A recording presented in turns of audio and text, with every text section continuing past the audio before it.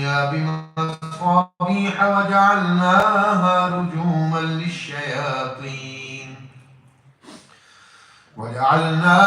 رجوما للشياطين وأعتدنا لهم عذاب السعير. وللذين كفروا بربهم عذاب جهنم وبئس المصير. إذا ألقوا فيها سمعوا لها شهيقا وهي تفور تكاد تميز من الغيظ كلما ألقي فيها فوج سألهم خزنتها ألم يأتكم نذير قالوا بلى قد جاءنا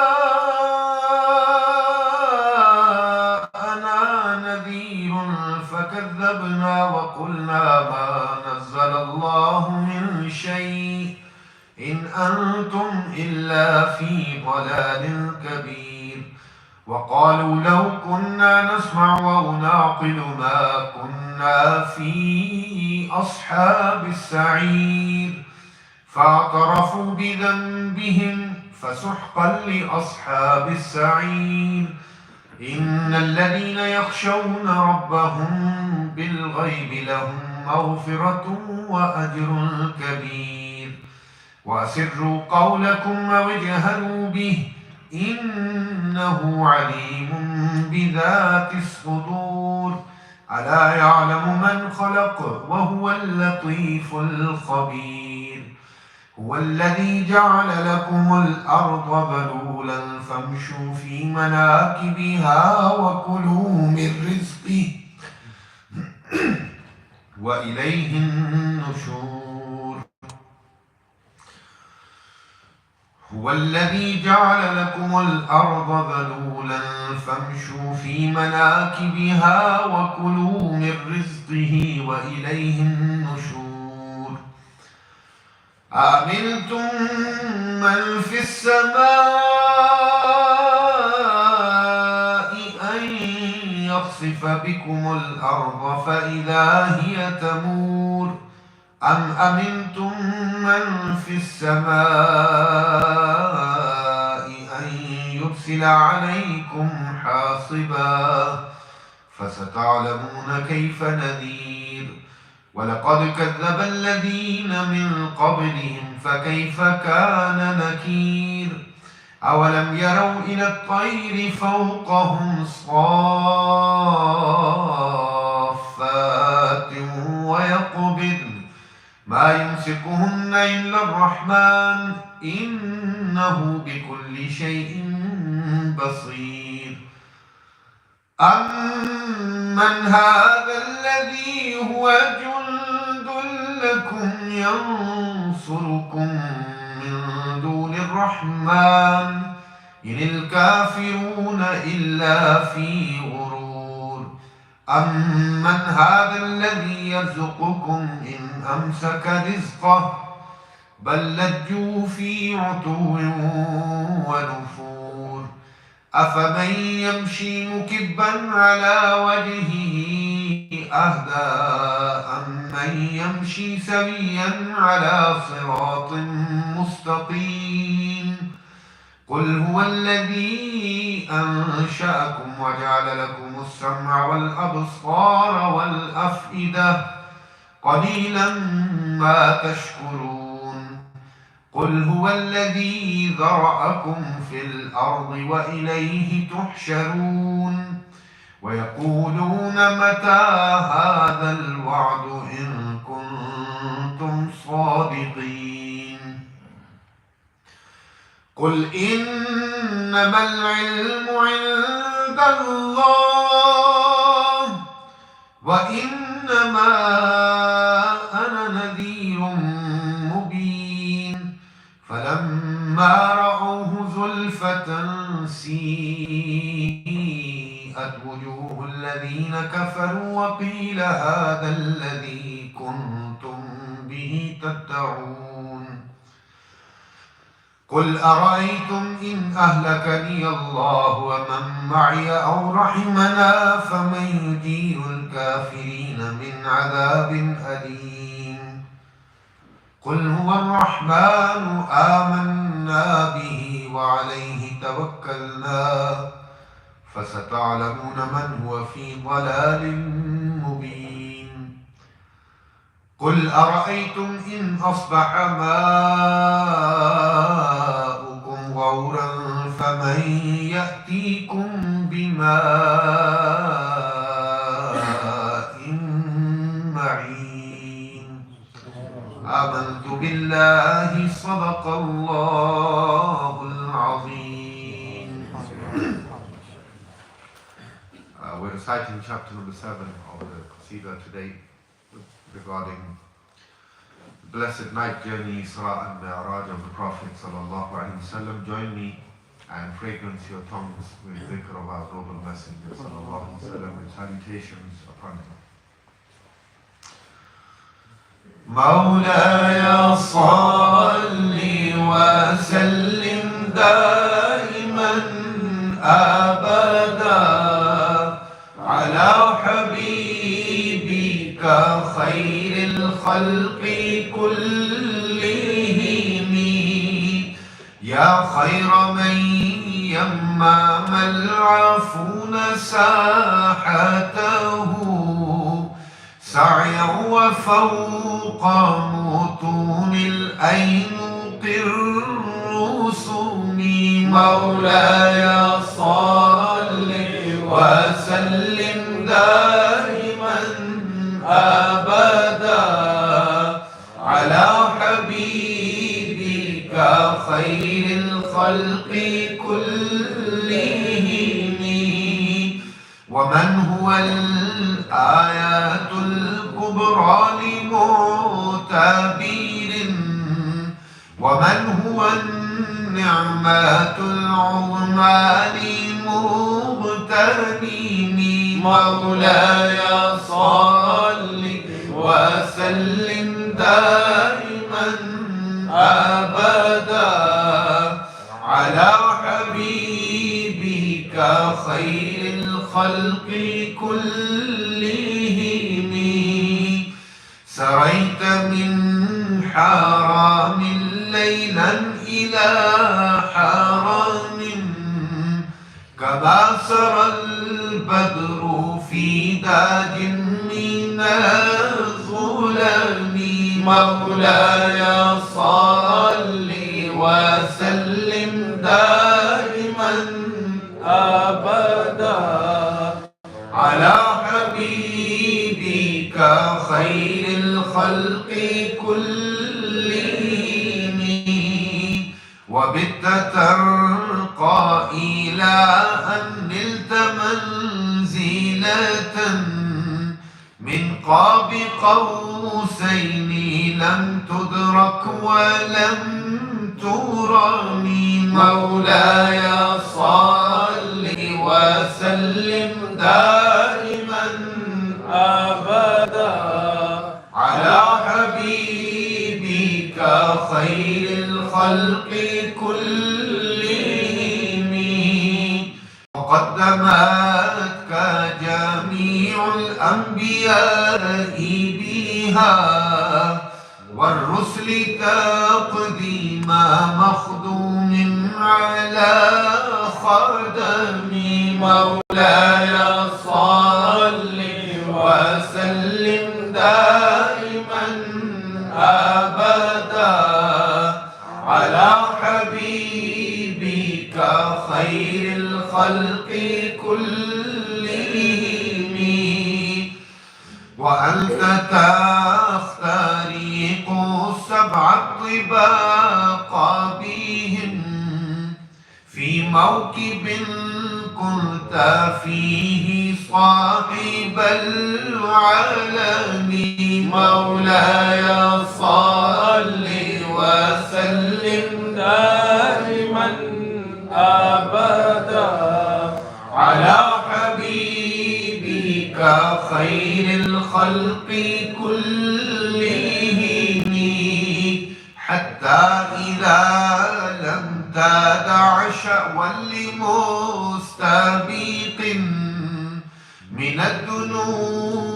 ولا مرقا لمستنيني مولاي صل وسلم دائما أبدا على حبيبك خير الخلق كلهم خفت كل مقام بالإضافة نوديت بالرفع مثل المفرد العالمي مولاي صل وسلم دائما أبدا على حبيبك خير الخلق كلهم كيما تفوز بوصل أي مستتير عن العيون وسر أي مكتتم مولاي صل وسلم دائما أبدا على حبيبك خير الخلق كلهم فحزت كل فخار غير مشترك وجزت كل مقام غير مزدحم مولاي صل وسلم دائما أبدا على حبيبك خير الخلق كلهم وجل مقدار ما غليت من رطب وعز إدراك ما أوليت من نعم مولاي صل وسلم دائما أبدا على حبيبك خير الخلق كلهم بشرى لنا معشر الإسلام إن لنا من العناية ركنا غير منهدم مولاي صل وسلم دائما أبدا على حبيبك خير الخلق كلهم لما دعا الله داعينا لطاعته بأكرم الرسل كنا أكرم الأمم مولاي صل وسلم دائما أبدا على حبيبك خير الخلق كلهم يا ربي بالمصطفى بلغ مقاصدنا يا ربي بالمصطفى بلغ مقاصدنا يا ربي بالمصطفى بلغ مقاصدنا واغفر لنا ما مضى يا واسع الكرم مولاي صل وسلم دائما أبدا على حبيبك خير الخلق كلهم. Bismillah ar-Rahman ar-Rahim. Continuing with chapter number 45. We started this last time. The chapter is regarding visiting righteous people sitting in their company, requesting du'as from them, and visiting other blessed places. And the first hadith in this chapter was a very famous hadith regarding Sayyidina Abu Bakr Siddiq radiallahu ta'ala and Sayyidina Umar Farooq radiallahu ta'ala, and both of them making the intention and then going to visit Sayyida Ayman radiallahu ta'ala anha. And so we'll move on to the next hadith. This is narrated by Sayyidina Abu Hurairah radiallahu ta'ala, and he says, An Nabi sallallahu alayhi wa sallam, narrating from the Prophet sallallahu alayhi wa sallam, Anna rajulan zara akhan lahu fi qaryatin ukhra. A person went to visit a brother of his in another town. فأرسل الله تعالى على مدرجته ملكا. And so Allah subhanahu wa ta'ala sent an angel waiting in his path.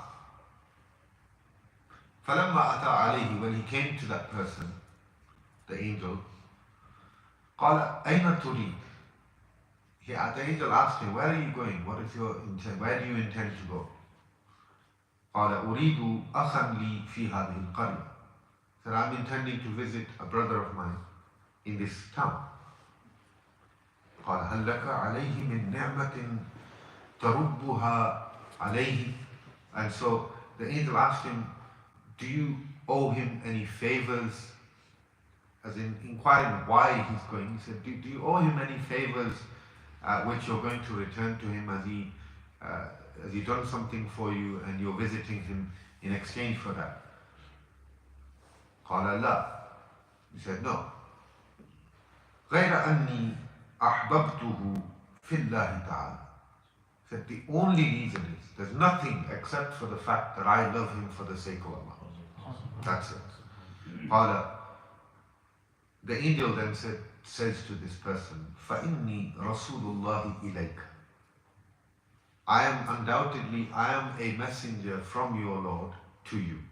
So here Rasul is in its literal meaning, as in one who's sent with a message.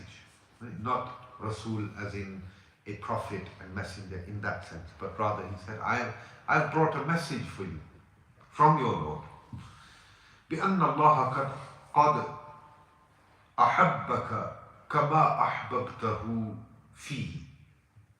He says that Allah subhanahu wa ta'ala loves you just as you love this person purely for the sake of Allah subhanahu wa ta'ala. So, al-hubbu fillah, love for the sake of Allah subhanahu wa ta'ala, this is something extremely rewarding. Something very rewarded by Allah subhanahu wa ta'ala. Something which is very pleasing to Allah subhanahu wa ta'ala. And this is what the principle of a Muslim should be. Your love for the sake of Allah subhanahu wa ta'ala, your anger for the sake of Allah subhanahu wa ta'ala. Both. Right? Al-hubbu fillah wal-bughdu lillah.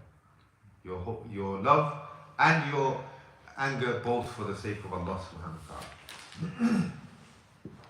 So it ties in very beautifully with the title of the chapter. He was going to visit his brother. And again, actually here doesn't necessarily mean that he was a extremely sort of pious person or a friend of Allah subhanahu wa ta'ala, or that he was going to visit a very blessed place or anything like that. We're not given that information. Based on the information that we're given, all we can say is that this is somebody that he was another believer that he loved purely for the sake of Allah subhanahu wa ta'ala. And that's it. The next hadith, also narrated by Sayyidina Abu Hurairah radiallahu ta'ala, and he says, قال رسول الله صلى الله عليه وسلم. The Prophet sallallahu alaihi wasallam said, "Man aada maridan," whoever goes to visit a person who is ill, أو زار أخا له في الله, or simply just goes to visit a brother of his purely for the sake of Allah subhanahu wa ta'ala. And for example, he doesn't have anything that he wants from him. He's not going to fulfill a need. He doesn't have a request that he's going to make to him. The only reason why he's going is because perhaps if he goes, this may please him. might make him happy, and for the sake of Allah subhanahu wa ta'ala, he goes simply just to please his brother. Nadahu munadi. A herald called that. And quite safely sort of interpret this as an angel, by command of Allah subhanahu wa ta'ala, calls out, بِأَن طِبْتَ وَطَابَ مَمْشَاكَ وَتَبَوَّأْتَ مِنَ الْجَنَّةِ مَنْزِلًا. He gives him a glad tidings. He says, glad tidings to you, Mubarak to you. وَطَابَ مَمْشَاكَ, and your walking is blessed. وَتَبَوَّأْتَ مِنَ الْجَنَّةِ مَنْزِلًا, and you have prepared for yourself a palace, a place of residence in Jannah. By doing this, you have prepared yourself a place of residence in Jannah. That's narrated by Imam At-Tirmidhi. So very similar to the previous narration, except that it mentions here specifically that this is something that will take him into Jannah. Sayyidina Abu Musa Ash'ari radiyallahu ta'ala narrates the next hadith. He says, Anna Nabi sallallahu alayhi wa sallam qala, إِنَّمَا مَثَلُ الْجَلِيسِ الصَّالِحِ وَجَلِيسِ السُّوءِ. This is a very, very famous hadith, but also extremely, extremely pertinent in our times now. For everybody. For all of the young people here, in terms of your friendships and your associations, you need to know that it is from the teachings of our Messenger sallallahu alaihi wasallam that a person is recognized by the company that he keeps. And so you need to be extremely careful with the company that you keep and the friendships that you make. And for the elder generations, parents who are sitting here, you need to be equally wise to the associations that your children are keeping. Very, very important. And you'll see here why. The Prophet ﷺ says that the example, the likeness of good company and bad company is what? كَحَامِلِ الْمِسْكِ. Good company is like a fragrance seller. Right? The one who carries fragrance, meaning somebody who sells fragrance. Musk. وَنَافِخِ الْكِيرِ.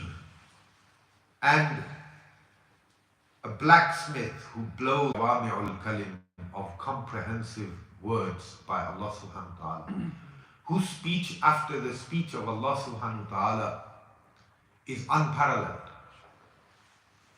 by anyone. And he's giving us this example. It's a very, very pertinent example. Bad company will always have some kind of effect or other.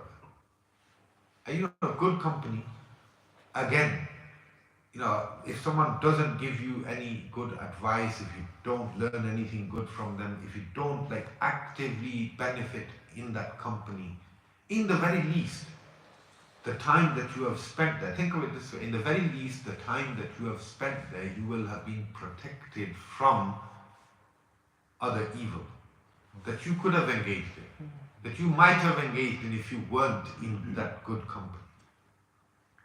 So this is why the Prophet ﷺ says that even if you're there and you don't buy any fragrance, you're not gifted any fragrance, you still have that pleasant smell, that pleasant fragrance around you. And the same can be said about bad company as well. Even if you're not actively engaged in any of the sins and evil that bad company is occupied in, your presence there makes you culpable, because you then have a responsibility of amr bil ma'ruf and nahi anil munkar, which you are not fulfilling. It makes you culpable. Sayyidina Abu Hurairah radiyallahu ta'ala narrates the next hadith. He says, and again, this is something extremely pertinent in our modern times. The Prophet sallallahu alaihi wasallam says, "Tunkahul mar'atu li arba'in." A woman is married for 4 reasons. And I often say this, I've often narrated this hadith, and I always say, the hadith mentions the woman, in reality this applies to both families. For parents of a daughter who are looking for a suitable husband for her, and also applies equally to parents of a son who are looking for a suitable wife for their son. Applies in both scenarios, although the Prophet ﷺ gives the example here of the woman, because usually, traditionally, the message for the nikah would have been gone from the male to the female side. Right? So that makes sense why the Prophet ﷺ mentions the woman here. Applies equally to both. 4 reasons. لِمَالِهَا, for her wealth. لِحَسَبِهَا, for her lineage, her family, social standing. You can think of it that way. وَلِجَمَالِهَا, and for her beauty. وَلِدِينِهَا, and for her religion. And then the Prophet ﷺ says, فَاظْفَرْ بِذَاتِ الدِّينِ تَرِبَتْ يَدَاكَ. The Prophet ﷺ said, and ensure that you choose a woman for her deen. May your hands be soiled. This is a term of endearment, and this occasion calls for this, where the Prophet ﷺ is saying this, and he's expressing the deepest compassion while saying this. So this is not just general advice. The Prophet ﷺ is really extreme. This is very emotional statement from the Prophet ﷺ. And this is something, and Imam al-Nawawi rahimahullah ta'ala, he doesn't comment a lot on these ahadith. This one here, there's some commentary from the author, from the Imam himself. And he says, وَمَعْنَاهُ, the meaning of this is, أَنَّ النَّاسَ يَقْصُدُونَ فِي الْعَادَةِ مِنَ الْمَرْأَةِ هَذِهِ الْخِصَالَ الْأَرْبَعَ. Usually, when people are seeking a woman for marriage, they look at these 4 things. فَحْرِصْ أَنْتَ عَلَى ذَاتِ الدِّينِ. The Prophet ﷺ is saying here, you give priority to the deen. Go for the deen. وَاظْفَرْ بِهَا, and be successful in this manner.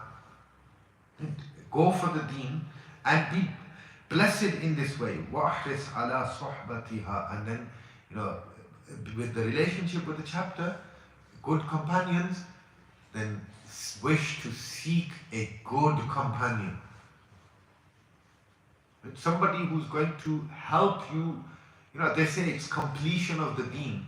It could be a form of destruction of the deen as well. If it's somebody that's going to take you further away from the deen, then it's not completion of the deen. But rather somebody who's going to actually encourage you as well. When you have children, who's actually going to focus with you on the children in bringing them up as good Muslims, this is extremely, extremely important. Many issues that we see in our society today, in my sort of career, spanning over 20 years in the public domain, the most common issue that I've come across, by far and wide, if I consider all the different masail that I've had to deal with, I would say perhaps maybe 70-80% of them have been related to talaq and divorce. And it's in the more recent times is increased.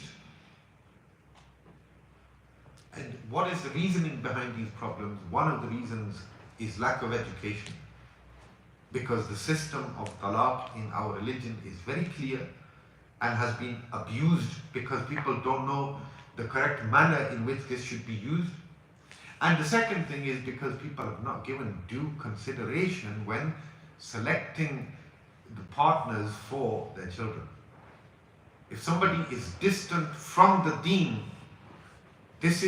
marriage is a religious obligation. It brings with it many rights and responsibilities within our religion.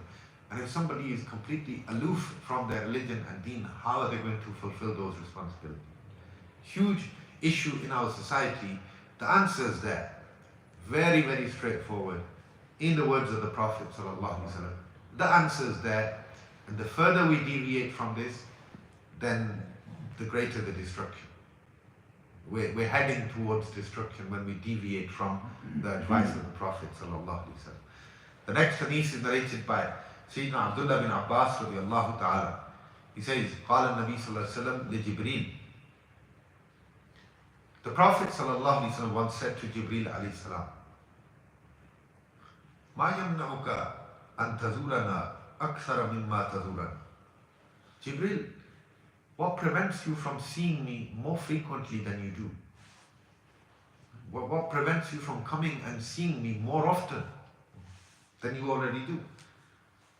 And so, when the Prophet ﷺ asked this, فَنَزَلَتْ, the verse of the glorious Quran was revealed, Surah Maryam, وَمَا نَتَنَزَّلُ إِلَّا بِأَمْرِ رَبِّكَ لَهُ مَا بَيْنَ أَيْدِينَا وَمَا خَلْفَنَا وَمَا بَيْنَ ذَلِكَ. The response was given in the words of Allah subhanahu wa ta'ala, that we only come down by the order of your sustainer, your Lord. To Him belongs whatever is in front of us, whatever is behind us, and whatever that is between the two. Sayyidina Jibreel alayhi salam, he said, I don't have free will in this matter. I don't have free will in this matter. If I did, reading between the lines perhaps is saying that if I did, I would be here more often. I would perhaps never leave. But I don't have free will in this matter. Allah subhanahu wa ta'ala here responding on behalf of Jibreel and saying that he's sent by His command, by Allah subhanahu wa ta'ala's command.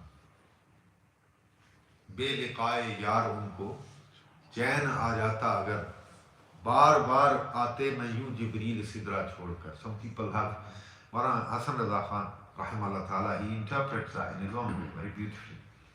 Sayyidina Abu Sa'id Khudri radiyallahu ta'ala narrates the next hadith. He says, the Prophet sallallahu alaihi wasallam said, لا تصاحب إلا مؤمنا. You should befriend only a believer. وَلَا يَأْكُلُ طَعَامَكَ إِلَّا تَقِيٌّ. And none except a righteous person should eat your food. As in, break your bread with the righteous. Share your spread, your table with the righteous. And this is something in terms of, I'm not going to comment in detail, but it defines a person's sort of lifestyle choices. And these kind of things are very, very important, because this is what makes you who you are. And this is the advice of the Prophet sallallahu alaihi wasallam. Sayyidina Abu Hurairah radiallahu ta'ala narrates the next hadith in which the Prophet sallallahu alaihi wasallam says, الرجل على دين خليله. And this is very similar. I said to you before that it is from amongst the teachings of the Prophet sallallahu alaihi wasallam, this notion that a man is known by the company that he keeps.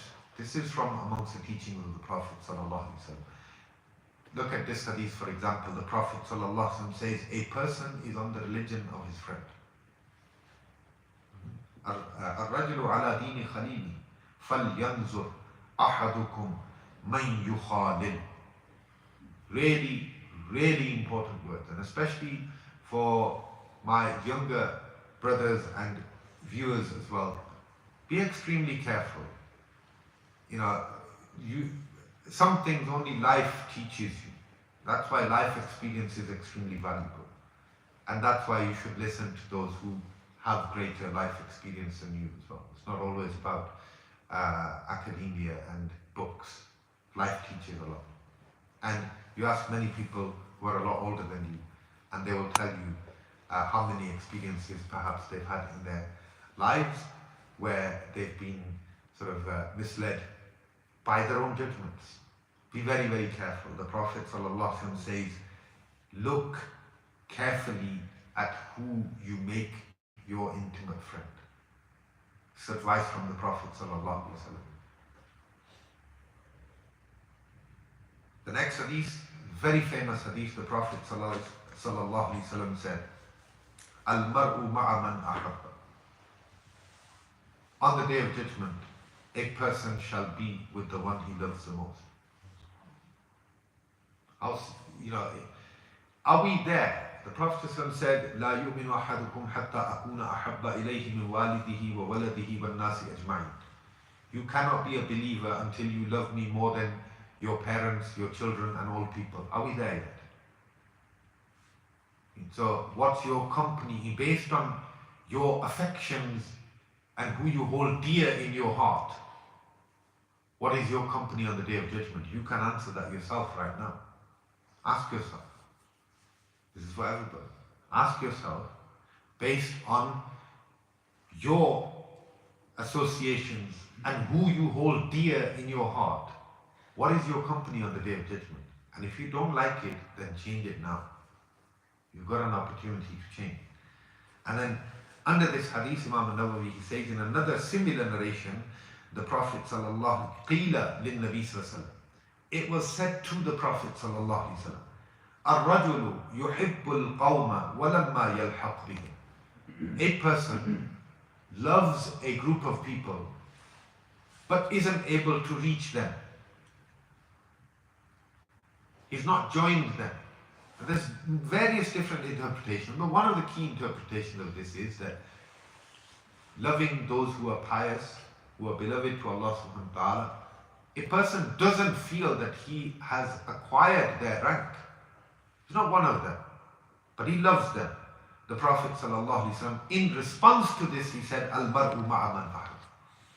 That a person will be with the ones he loves. He may not be as worthy as them, he may not be as accomplished as them in terms of the deen, in terms of proximity to Allah subhanahu wa ta'ala, but by his love of them, this will bring him closer to Allah subhanahu wa ta'ala. And the next hadith, Sayyidina Anas bin Malik radiallahu ta'ala, and he says that a Bedouin came to the Prophet sallallahu alaihi wasallam. This is a very famous hadith, I'm sure everybody's heard this. Mata as-sa'a. He came and said to the Prophet sallallahu alaihi wasallam, Ya Rasulullah, when is Judgment Day? The Prophet sallallahu alaihi wasallam said, Ma'a'adatta laha. What have you prepared for Judgment Day? Qala hubbullahi wa rasuluh. I have love of Allah and His Messenger. It doesn't mention any other good deed. But I have love for Allah and His Messenger. And the Prophet sallallahu alaihi wasallam said, Anta ma'a man ahbabta. You will be with the ones you love. And then in a different variation of this narration, the Prophet ﷺ, the Sahabi, the Bedouin, he says, Ma a'adattu laha min kathiri sawmin ya Rasulullah. I don't have a lot of fasting, wala salatin, and a lot of prayers, wala sadaqatin, and a lot of charity.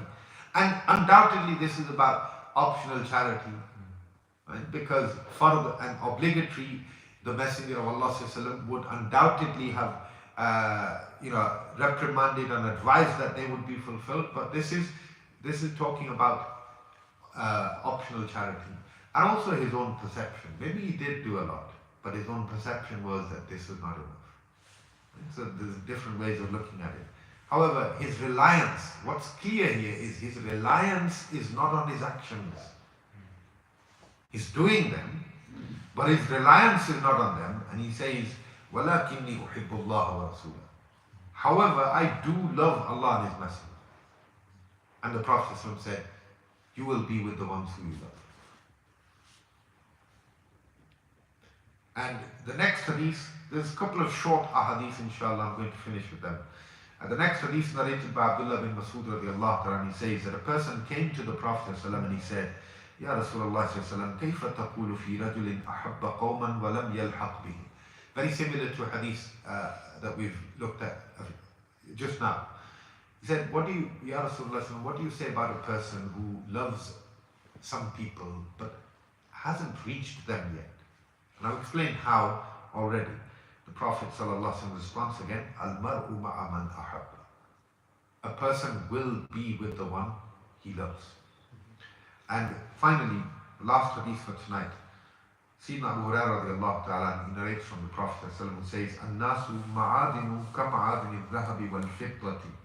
People are like mines of gold and silver. Silver and gold mines. Khiyaruhum fil jahiliyyati, khiyaruhum fil Islam. The best of them, those who were best in the times of ignorance prior to Islam and then accepted Islam, remained better. Iza faqihu. But when they accepted Islam and they learned the deen, they gained an understanding of the deen. Wal arwahu junudun mujannada. And souls are different types of armies. فَمَا تَعَارَفَ مِنْهَا اِتَّلَفَ. Those that recognize each other will be inclined towards each other. وَمَا تَنَاكَرَ مِنْهَا اِخْتَلَفَ. And those that remain aloof from each other will remain disinclined from each other in this world. What does that mean? On the day when Allah subhanahu wa ta'ala gathered all of the souls before anybody came into this world, and He said, Alastu bi rabbikum, am I not your Lord? And everybody replied, Qalu bala. They said, of course you are. Those who were inclined to each other in that alam al-arwah, in that state of souls, will be inclined towards each other here as well. And so the ulama, they've commented on this, that sometimes you meet somebody for the very first time ever and you feel like you have an affinity with that person. You don't understand where it comes from. This is quite likely to be the reason where it comes from. Just final thought, finishing today. Remember those multiple ahadith. Imam al-Nawawi, his selection, is very keen in how he selects these ahadith for his chapters. And you've seen where sometimes for a whole chapter, he mentions only one hadith. And here on the one point of you will be with the ones you love on the day of judgment, how many ahadith did he mention? Something really to consider, really to think about. And the concluding thought being what I just said before. Just stop and pause for a moment. And you consider yourself, who's your most dear company? Would you prefer that in the akhirah?